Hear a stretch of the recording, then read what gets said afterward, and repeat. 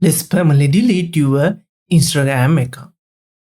To start, open your Instagram application, then tap the profile icon in the bottom right corner.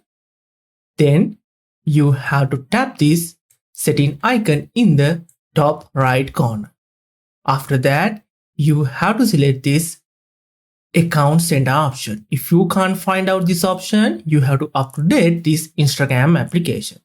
Then select personal details. Now select account ownership and control. Here select deactivation or deletion.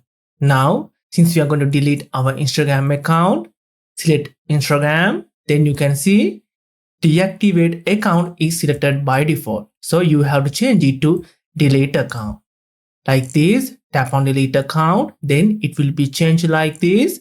Now just tap the continue at the bottom. Now you have to select a reason. Here I will pick the last reason. Then just tap the continue to go forward.